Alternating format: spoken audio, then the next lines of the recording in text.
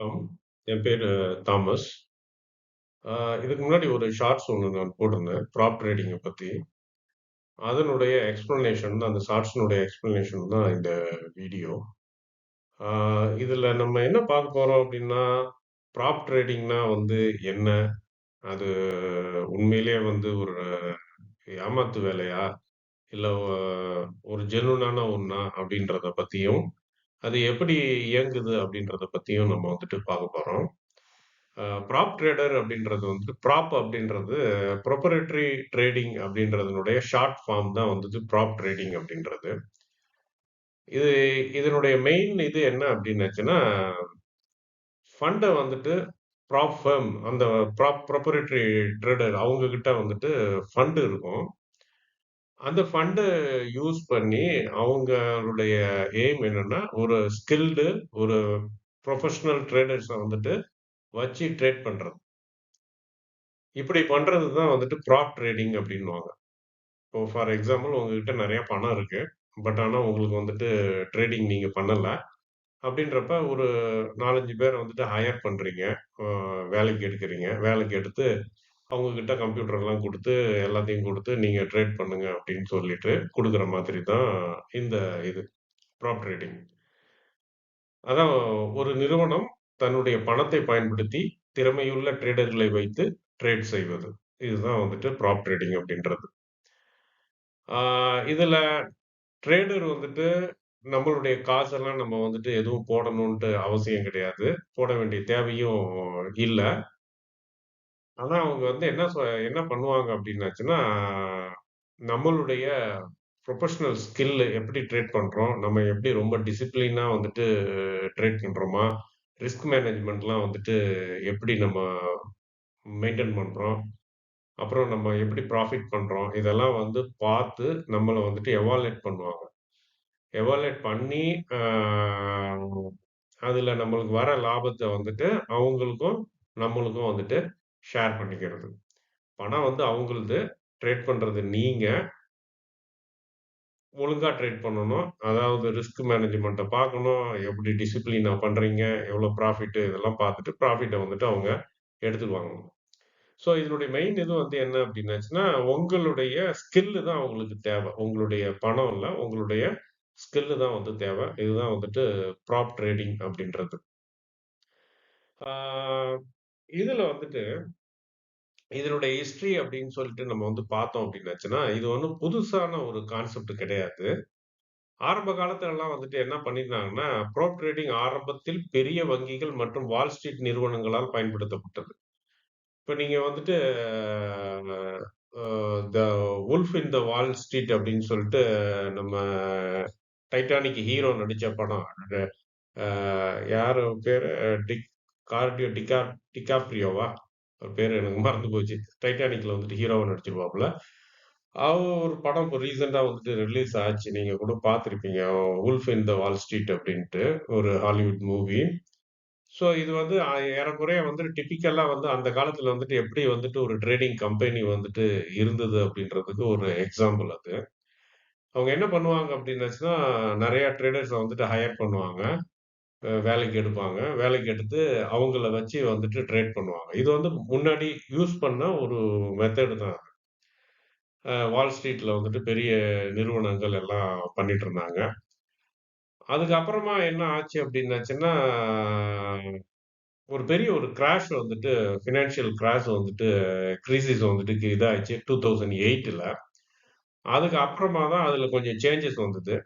அதுக்கு அப்புறமா தான் 2008க்கு அப்புறம் தான் ஆன்லைன் ப்ராப் ஃபர்ம்ஸ் அப்டின்றது வந்தது. இது என்ன வித்தியாசம் அப்டின்னாச்சுன்னா, நீ உங்கள ஒரு கம்பெனி எம்ப்ளாயியா வேலைக்கு எடுத்து, உங்களுக்கு சம்பளம் குடுத்து உங்கள ட்ரேட் பண்ண வைக்கிறது. அது ஒரு இது முன்னாடி இருந்தது. இப்ப என்ன ஆயிடுச்சுன்னா, நீங்க உங்க வீட்ல நீங்க எங்க வேணா உட்கார்ந்து ட்ரேட் பண்ணுங்க. வர ப்ராஃபிட்ல ஷேர் பண்ணிக்குவோம். அப்படின்றது தான் இப்ப இருக்கிற ப்ராப் ட்ரேடிங்.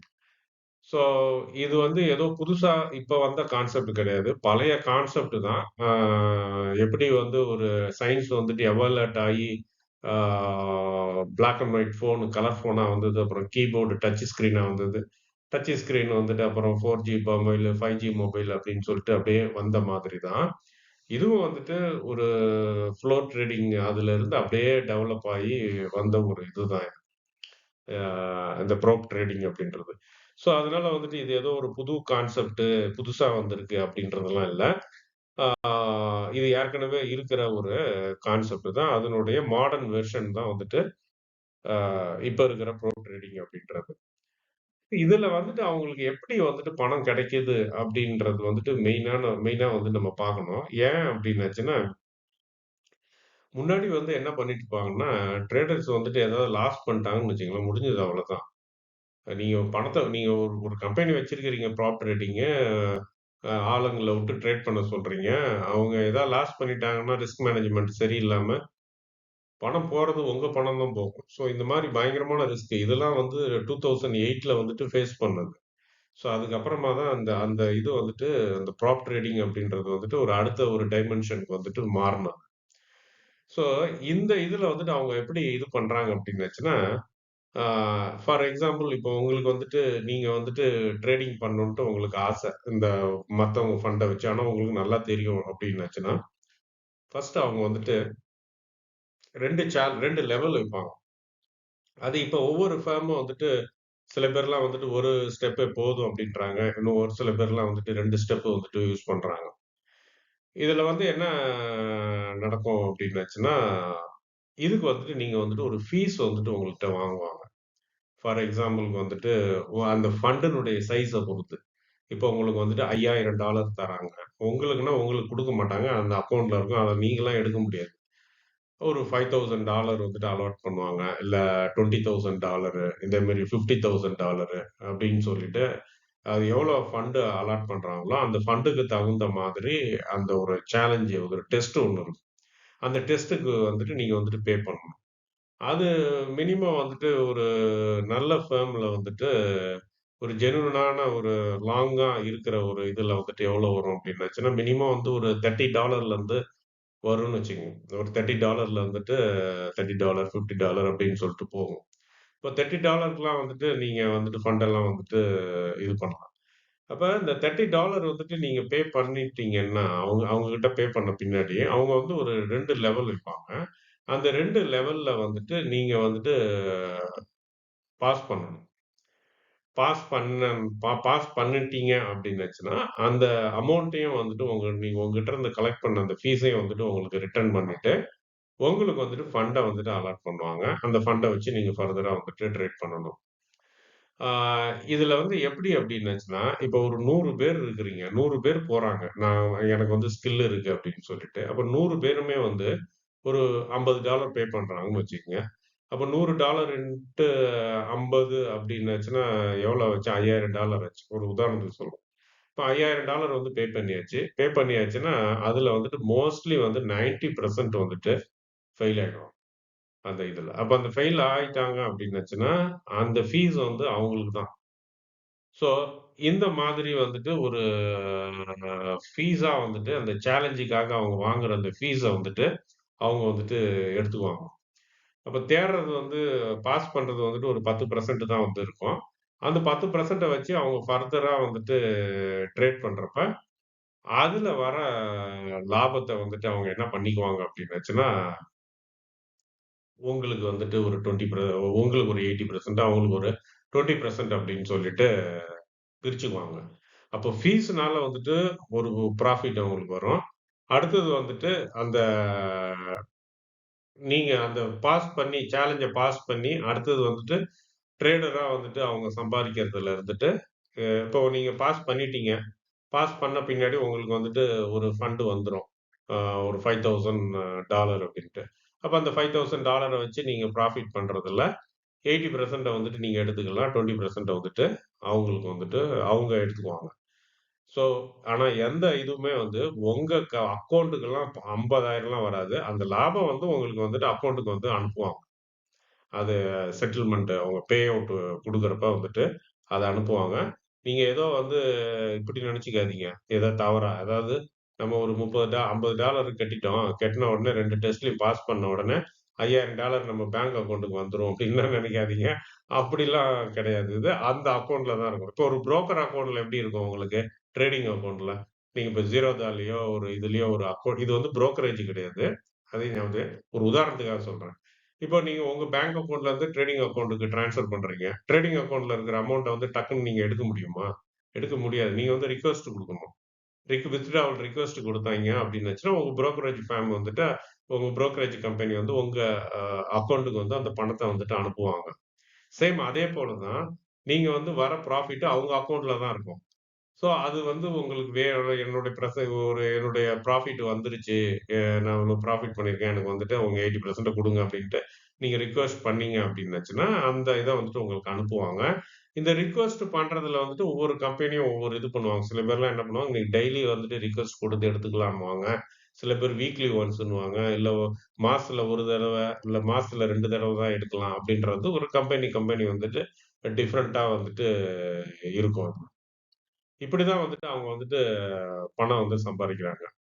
ஆ அடுத்தது வந்துட்டு இந்த பணம் வந்துட்டு எப்படி வந்து டிரான்ஸ்ஃபர் ஆகுறதுன்றத வந்துட்டு பார்ப்போம்.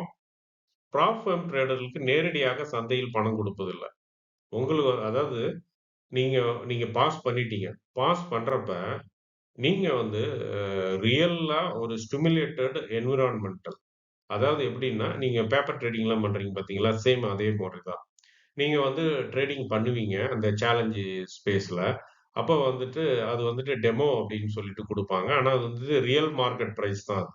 ரியல் மார்க்கெட் பிரைஸ்ல தான் அது வந்துட்டு மூவ் ஆயிட்டு இருக்கும். அப்ப வந்து நீங்க வந்துட்டு நீங்க ட்ரேட் பண்ணிட்டு இருக்கிறப்ப, ஆ உங்களுடைய இத வந்துட்டு அவங்க வந்துட்டு காப்பி பண்ணுவாங்க.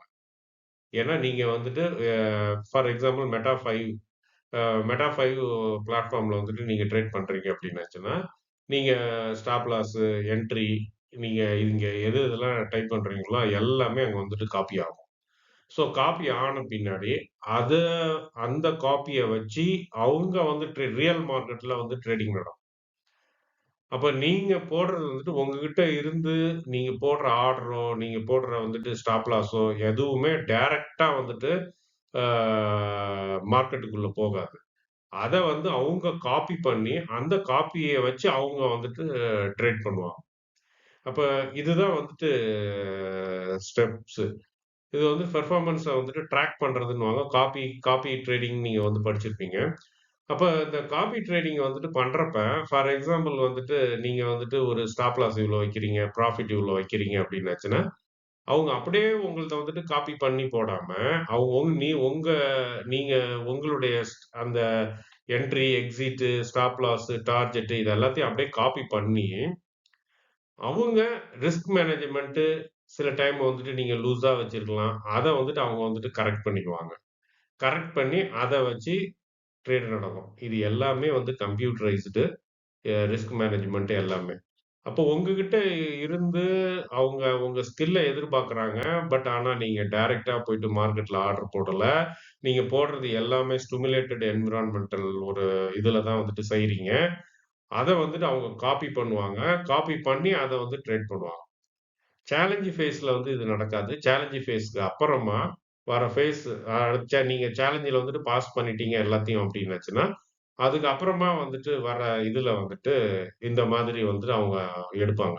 அப்படி எடுக்கிறதுல வந்துட்டு அந்த ப்ராஃபிட்ட வந்துட்டு அவங்க வந்துட்டு உங்களுக்கு வந்துட்டு அதுல வர ப்ராஃபிட்ல 70%லேருந்து 90% சில பேர்லாம் 100% தர்றதுன்னு சொல்றாங்க. பட் ஆனா அந்த மாரி ஓவரான வரதெல்லாம் வந்துட்டு நம்ம வந்துட்டு நம்ப வேண்டாம். அவங்க நம்மட்ட ஃபீஸ மட்டும் வாங்கிட்டு அதுக்கப்புறமா வந்துட்டு அது வந்து எதுவுமே வந்து நம்மளுக்கு ரிட்டர்ன் பே அவுட் வராதபடி நெறைய கம்பெனிஸ் இருக்கு. பட் ஆனா ஒண்ணு ஞாபகத்துல வச்சுக்கங்க. ப்ரொசீஜர் இதுதான். ஆனா இதே ப்ரொசீஜர யூஸ் பண்ணி ஏமாத்துற கம்பெனிஸ் நெறைய இருக்கு. ஆனா ஜெனூனான கம்பி குறைவா இருக்கு. அவங்க வந்து ரொம்ப ஜெனூனான இது. அவங்க அவங்க வந்து ரொம்ப கம்மியான ஒரு இது. அது அதுல ஒரு சில இதெல்லாம் நான் வந்துட்டு சொல்றேன் நானு பின்னாடி. அதுக்கு முன்னாடி ஒரு சில ரூல்ஸ் எல்லாம் அத பத்தி பார்ப்போம் நம்ம. இப்ப காமனா வந்துட்டு எ இந்த ரூல்லாம் இருக்கும். என்னன்னா நம்பகமான ப்ராப்டரின் பொதுவாக இருக்கும் விதிகள் என்னன்னா, டெய்லி லாஸ் லிமிட்ன்னு ஒண்ணு வச்சிருப்பாங்க.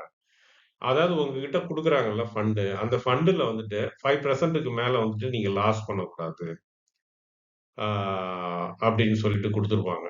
ஸோ அப்போ அந்த மாரி வந்துட்டு லாஸ் பண்ணீங்க அப்டின்னாச்சுன்னா, நீங்க பயப்பட வேண்டாம். ஏன்னா, இது வந்துட்டு நீங்க நான் நான் ஏற்கனவே சொன்னபடி, நீங்க போடுற லாஸோ, நீங்க எடுக்கிற ப்ராஃபிட்டோ எதுவுமே எல்லாமே ஸ்டிமுலேட்டட் என்விரான்மென்ட் தான். டைரக்ட்டா மார்க்கெட்ல போய் என்டர் ஆயி, நீங்க எதுவுமே எடுக்கல. அத அந்த நீங்க போடுற நீங்க உங்க இத வந்துட்டு அவங்க காப்பி பண்ணி, அவங்க போடணும்னு நெனச்சா தான் போடுவாங்க மார்க்கெட்ல. ரியல் மார்க்கெட்ல. ஸோ, அதனால வந்துட்டு, ஐயோ! நம்ம 5% லாஸ் பண்றோம். ஆனா, அவன் கண்டுக்காம இருக்கிறானே! அப்டின்ற மாரி நெனைக்காதீங்க. அது வந்துட்டு அவங்க ஒரு வேள காப்பி பண்ணாம இருக்கலாம். காப்பி பண்ணுவாங்க. பட் ஆனா காப்பி அ மார்க்கெட்ல வந்துட்டு அத வந்துட்டு யூஸ் பண்ணாம இருக்கலாம். ஸோ, அதனால வந்துட்டு அவங்க டெய்லி வந்துட்டு ஒரு 5000 அப்டின்னாச்சுன்னா, $5000 குடுத்துருக்காங்கன்னா, அதுல 5%க்கு மேல வந்துட்டு நீங்க லாஸ் பண்ணக்கூடாதுன்னு ஒரு லிமிட் வச்சிருப்பாங்க. ஸோ, அந்த லிமிட்ட வந்துட்டு நீங்க தாண்டிட்டீங்க அப்டின்னாச்சுன்னா, உங்க அக்கவுண்ட் வந்து குளோஸ் ஆயிடும். அவ்வளோதான். நீங்க அதுக்கப்புறம் அவங்ககிட்ட ட்ரேடும் பண்ண முடியாது. You are rejected from the firm. அதுக்கப்புறம் நீங்க இந்த ஸ்கீம் அதெல்லாம் வந்துட்டு இதாயிடும். உங்க அக்கவுண்ட் வந்துட்டு பிளாக் ஆயிடும். உங்க அக்கவுண்ட் வந்து ரிமூவ் ஆயிடும். அதேபோல டெய்லி லிமிட் ஒரு 5% வச்சிருப்பாங்க. மேக்ஸிமம் ட்ரா டவுன் அப்டின்னாச்சுன்னா, மொத்தமா வந்துட்டு நீங்க எவ்வளோலாம் மேக்ஸிமம் அமௌண்ட் இப்போ ஃபார் எக்ஸாம்பிள்க்கு இன்னைக்கு 1% 2%ன்னா மொத்தமா ஒரு 10% ரீச் ஆயிடுச்சு அப்டின்னாச்சுன்னா, உங்களுக்கு வந்துட்டு ஷட் டவுன் ஆயிடும். உங்க அக்கவுண்ட் வந்துட்டு இதாயிடும். அதேபோல வந்துட்டு மினிமம் ட்ரேடிங் டேஸ்ன்னு வச்சிருப்பாங்க. இதுதான் வந்து ரொம்ப முக்கியமானது. நீங்க மினிமம் ட்ரேடிங் டேஸ் அப்டின்ட்டு இதெல்லாம் வந்துட்டு இந்த சேலஞ்ச் ஃபேஸ்ல வந்துட்டு குடுத்துருப்பாங்க. அதாவது வந்துட்டு நீங்க இந்த ப்ராஃபிட் வந்துட்டு ஒரு 10% ப்ராஃபிட் வந்துட்டு நீங்க எடுக்கணும் அப்டின்ட்டு ஒரு டார்கெட் உங்களுக்கு குடுத்திருந்தாங்க அப்டின்னாச்சுன்னா, அந்த 10% வந்து நீங்க எடுக்கிறதுக்கு வந்துட்டு குறைந்தபட்சம் ஒரு 4 நாளாவது யூஸ் பண்ணியிருக்கணும், ட்ரேட் பண்ணியிருக்கணும். ஒரே நாள்ல வந்து ட்ரேட் பண்ணி எடுக்கக்கூடாது. அப்டின்ற அந்த ரூல்லாம் வச்சிருப்பாங்க. இது என்னது ஒரே நாள்ல எடுத்து அவங்களுக்கு தானே லாபம் அப்டின்னாச்சுன்னா, அது அப்படி கிடையாது கணக்கு. என்ன அப்டின்னாச்சுன்னா, ஒரே நாள்ல எடுத்தோம் அப்டின்னாச்சுன்னா, நம்ம வந்துட்டு ஏதோ ஒரு கேம்பிளிங் பண்ற மாதிரி. ஒரு நாள் எடுப்போம், ஒரு நாள் உட்டுருவோம் எல்லாத்தையும். அந்த மாதிரியான ஒரு கேம்பிளரா இருப்பாங்க அப்டின்றதால, அவங்க அத வந்துட்டு என்கரேஜ் பண்றதில்ல. அதனால தான் இந்த மினிமம் ட்ரேடிங் டேஸ் அப்டின்ட்டு. இதுல வந்துட்டு இந்த மாரி ரூல்ஸ்லாம் இருக்கும். ரொம்ப ஸ்ட்ரிக்ட்டா இருக்கும் இந்த ரூல்ஸ்லாம். அப்ப நீங்க வந்துட்டு இன்னைக்கு ஒரு ரூ. 100 எடுத்தீங்கன்னா, நாளைக்கும் வந்துட்டு ஒரு 110, 120 அந்த ரேஞ்சுக்குள்ளேயே வரணும் உங்க இது. இப்போ ஒரு அந்த அந்த மாரியே வரணும். ரொம்ப கம்மியாவே வந்துகிட்டே இருக்கணும். அப்பதான் வந்துட்டு உங்களுக்கு வந்துட்டு அந்த இத வந்துட்டு மெயின்டெயின் பண்ண முடியும். ஸோ இந்த இந்த மாதிரியான உங்களுடைய ட்ரேடிங் இதெல்லாம் வந்துட்டு அவங்க வந்துட்டு பார்ப்பாங்க. பார்த்து தான் வந்துட்டு உங்களுக்கு வந்துட்டு அந்த ஃபண்டு அப்பதான் உங்க இத வந்து காப்பியே பண்ணுவாங்க. உங்களத காப்பி பண்ணி, அதுக்கு மேல நான் ஏற்கனவே சொன்னபடி, அதுல வந்துட்டு ஏதோ மாடிஃபிகேஷன் பண்ணி, அவங்க ரியல் மார்க்கெட்ல வந்துட்டு அத வந்துட்டு யூஸ் பண்ணுவாங்க.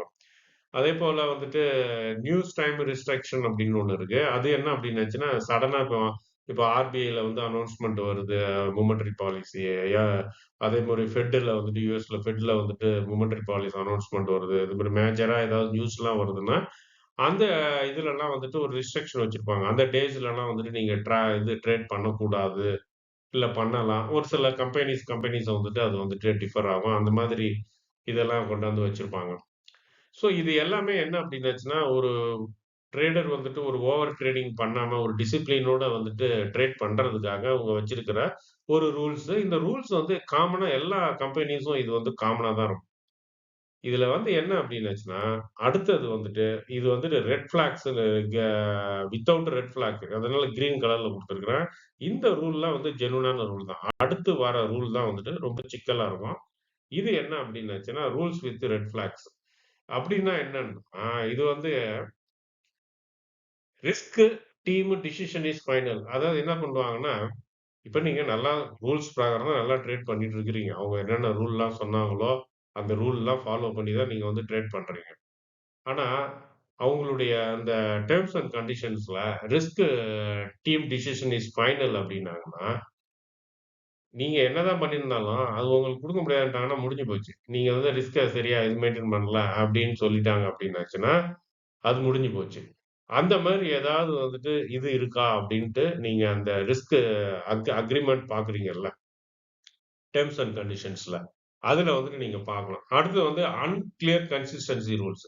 இந்த கன்சிஸ்டன்சி ரூல்ஸ பத்தி தான் நான் வந்துட்டு அந்த இதுல வந்துட்டு சொல்லியிருந்தேன் நானு. ஷார்ட்ஸ்ல.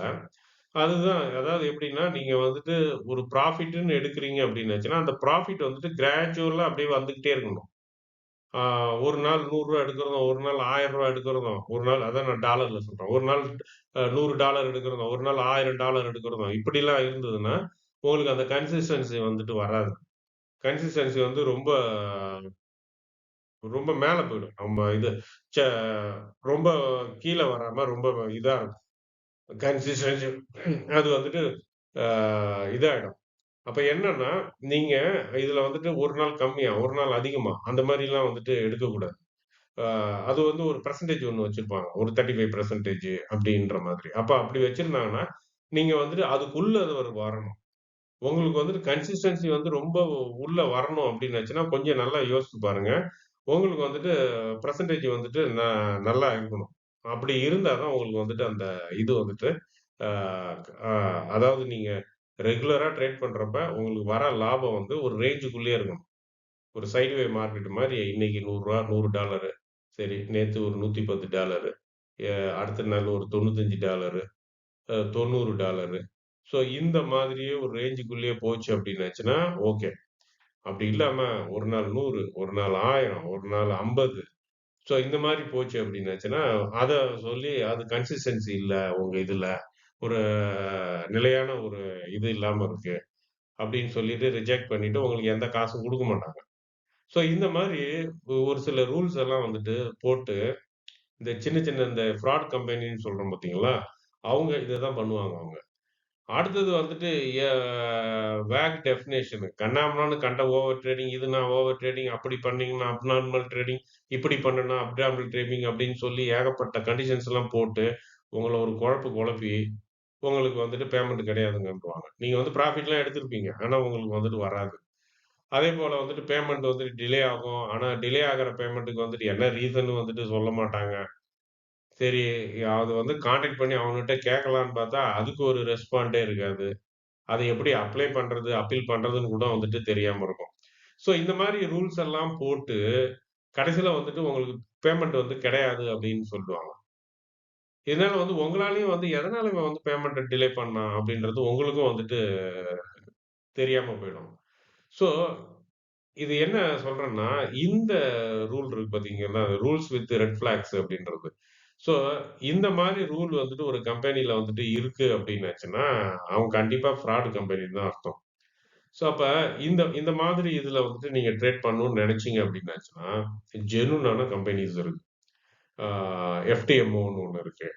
அ இதெல்லாம் வந்துட்டு பாத்தீங்கன்னா, ஒரு 10 இயர்ஸ் வந்துட்டு ரொம்ப பழைய கம்பெனிஸு. 5 இயர்ஸ்ன்ட்டு ஒண்ணு இருக்கு. ஸோ இத வந்து நீங்க வந்துட்டு நீங்க சர்ச் பண்ணி பாத்தீங்கனாலே வந்துட்டு உங்களுக்கு தெரியும். இவங்கலாம் வந்துட்டு ஒரு கன்சிஸ்டன்ஸியா இருக்கும். இவங்க ரூல்லாம் வந்துட்டு ரொம்ப கிளியரா இருக்கும்.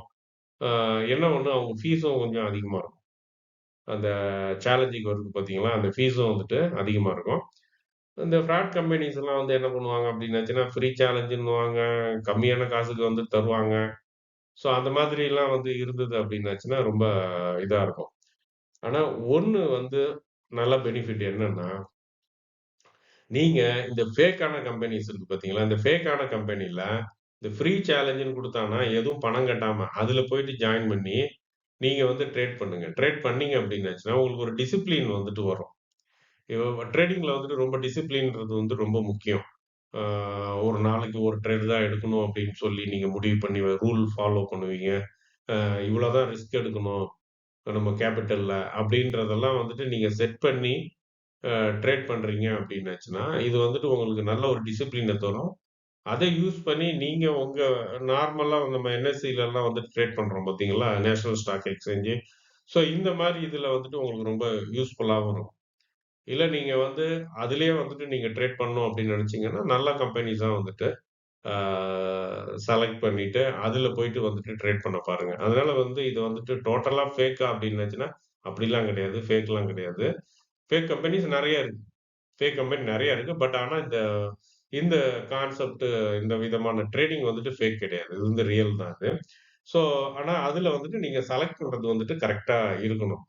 ஆ என்ன இது அப்படின்னு சொல்லிட்டு.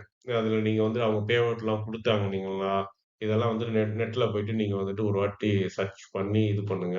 எனக்கு தெரிஞ்ச ஒரு சில இதெல்லாம் ஒண்ணு சொல்றேன். ஃபண்டட் நெக்ஸ்ட் அப்படின்னு ஃபண்டட் நெக்ஸ்ட்ன்னு ஒண்ணு இருக்கு. அப்புறம் வந்து எஃப்டிஎம்ஓ அப்படின்னு ஒண்ணு இருக்கு. ஆ இன்னொன்னு 5 இயர்ஸ்ன்னு ஒண்ணு இருக்கு. ஸோ இதெல்லாம் வந்துட்டு ரொம்ப ஜெனூனான ஒண்ணு. ஆ ஃபண்டிங் டிப்ஸ்ன்னு ஒண்ணு சொல்றாங்க. பட் ஆனா எனக்கு அத பத்தி ஒரு ஐடியா இல்ல. அது மார்க்கெட்டிங் வந்து ரொம்ப பாப்புலரா இருக்குது. அது ஆனா அவ்ளோ பழசா என்னன்றது எனக்கு தெரியல. ஆனா நான் சொல்ற இது எல்லாமே ரொம்ப வந்து பழைய கம்பெனிஸு. ரொம்ப நாளா வந்துட்டு ஃபீல்டுல இருக்கிறவங்க. மோஸ்ட்லி வந்துட்டு கம்பெனி ஆரம்பிச்சு 1 வருஷம் தான் ஆகுது, 2 வருஷம் தான் ஆகுது அப்படின்ற மாதிரி இதெல்லாம் இருந்ததுன்னா, அதுல வந்துட்டு சேராம இருக்கிறது வந்துட்டு பெஸ்ட்டு. ஸோ நான் ஃபைனலா சொல்ல வர்றது என்னன்னா, இது வந்துட்டு ஜென்யூனான இதுதான். இந்த கான்செப்ட் ஜென்யூனானது. ஆனா கம்பெனிஸ் வந்து நெறைய ஃப்ராட் கம்பெனி இருக்கு. அதுதான் வந்துட்டு கேர்ஃபுல்லா இருக்கணும். அதனால வந்துட்டு நீங்க செய்யணும் அப்படின்னு நெனச்சுன்னா, எஃப்டிஎம்ஓ வந்துட்டு பெஸ்ட். எஃப்டிஎம்ஓ 5 இயர்ஸ். 5 போட்டு இஆர்எஸ்ன்னு வரும்னு நெனைக்கிறேன். அந்த இது த 5 நம்பர் வரும். நீங்க சர்ச் பண்ணி பாருங்க. Googleல வரும் அது. அது அடுத்தது எஃப்டிஎம்ஓன்னு ஒண்ணு வரும். அப்புறம் ஃபண்டட் நெக்ஸ்ட்ன்னு ஒண்ணு வரும். ஸோ இதெல்லாம் வந்துட்டு பெஸ்ட்டான ஒரு இது. அதுலலாம் நீங்க வந்துட்டு அ பண்ணலாம். அ அவங்க ரூல்ஸ் எல்லாம் வந்துட்டு பார்த்துட்டு, அந்த ரூல்ஸ் பிரகாரம் வந்துட்டு ட்ரேட் பண்ணலாம். ட்ரேட் பண்ணி வந்து நல்லா சம்பாதிக்கலாம். என்ன இதுல ஒண்ணு அப்டின்னாச்சுன்னா, எல்லாம் கரெக்ட்டா போச்சு அப்டின்னாச்சுன்னா, கூடிய விரைவில பெரிய பணக்காரன் ஆயிரலாம் நீங்க. விளையாட்டுக்கு இல்ல, சீரியஸா சொல்றேன் நானு. ஆ இதுதான் இதுல இருக்கிற ஒரு பெரிய பெனிஃபிட். ஏன்னா ஃபண்ட் வந்து உங்க ஃபண்ட் கிடையாது. அவங்க குடுக்குற ஃபண்ட் பேரு அதிகமான ஃபண்ட். அத வச்சு நீங்க வந்துட்டு நல்லா வந்துட்டு ட்ரேட் பண்ணலாம். நல்லா ஸ்கில்டா இருந்தீங்க அப்டின்னாச்சுன்னா. ஸோ அதனால வந்துட்டு ட்ரை பண்ணி பாருங்க.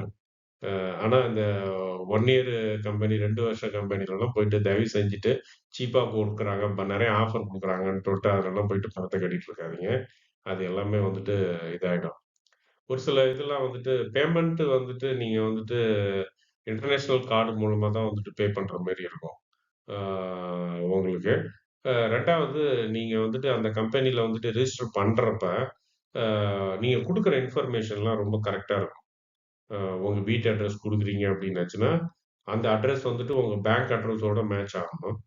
உங்களுடைய ஐடி இருக்கு பார்த்தீங்களா? அப்ப ஆதார் ஐடி குடுக்குறீங்க அப்டின்னாச்சுன்னா, அந்த ஆதார்ல இருக்கிற அட்ரஸோட மேட்ச் ஆகணும். இதெல்லாம் வந்துட்டு பார்த்துக்கணும். நீங்க ஆதார்ல ஒரு அட்ரஸ், நீங்க குடுக்கறது ஒரு அட்ரஸ், அ அப்புறம் பார்த்தீங்கன்னா, பேங்க் இதுல இருக்கிறது ஒரு அட்ரஸ், அ ஆதார்ல ஒரு நேமு, பேங்க் அக்கவுண்ட்ல ஒரு நேமு, இந்த மாரிலாம் வந்து குடுக்கக்கூடாது. குடுத்தீங்கன்னா, எல்லாம் வந்து கிளியர் டாக்குமெண்ட்டா இருக்கணும். 2வது என்னன்னா, நீங்க அந்த சேலஞ்சுக்காக ஃபீஸ் கட்டுறீங்கல்ல, ஒரு $30 அது வந்து நீங்க ஃபர்ஸ்ட்டு பே பண்ற மாரி இருக்கும். ஸோ அந்த இது கட்டுறப்ப, ஒரு உதாரணத்துக்கு வந்துட்டு யாரோ ஒருத்தர் அக்கவுண்ட்ல இருந்து போட்டீங்கன்னு அனுப்பிட்டீங்கன்னு வச்சுக்கங்க. கட்டிட்டீங்க அப்டின்னாச்சுன்னா, ஃபர்ஸ்ட்டு அத வந்துட்டு அக்செப்ட் பண்ண மாட்டாங்க. ஆ ஏன்னா யார் அக்கவுண்ட்ல வந்துட்டு அது ஓப்பன் பண்றீங்களோ, அவங்க அந்த இதுல கம்பெனில, அந்த நேமும் வந்துட்டு நீங்க பேங்க் ட்ரான்ஸ்ஃபர் பண்ற அந்த இதுவும் வந்துட்டு மேட்ச் ஆகணும். ஸோ அதனால வந்துட்டு நீங்க ஏதாவது ஒரு அக்கவுண்ட்ட யூஸ் பண்ணீங்கன்னா, அந்த அக்கவுண்ட்ட நீங்க இதுக்கும் வந்துட்டு அந்த இதுக்கு வந்துட்டு யூஸ் பண்ணணும். மாத்தி, மாத்தி யூஸ் பண்ணீங்க அப்டின்னாச்சுன்னா, அவங்க வந்துட்டு உங்க ஃபண்ட வந்துட்டு தரமாட்டாங்க உங்களுக்கு. நீங்க நீங்க நெறையா அப்டி இப்டின்னு மெயில்லாம் போட்டாலும் ஒண்ணும் ரெஸ்பாண்டும் வராது. அதோட பிளாக் ஆயிடும். ஸோ அதனால அது மட்டும் கேர்ஃபுல்லா இருக்கணும். அந்த அக்கவுண்ட் இது பண்றது. ஐடி என்ன குடுக்குறீங்களோ, அதுல இருக்கிற அட்ரஸோட உங்க பேங்க் அட்ரஸ் மேட்ச் ஆகுதா?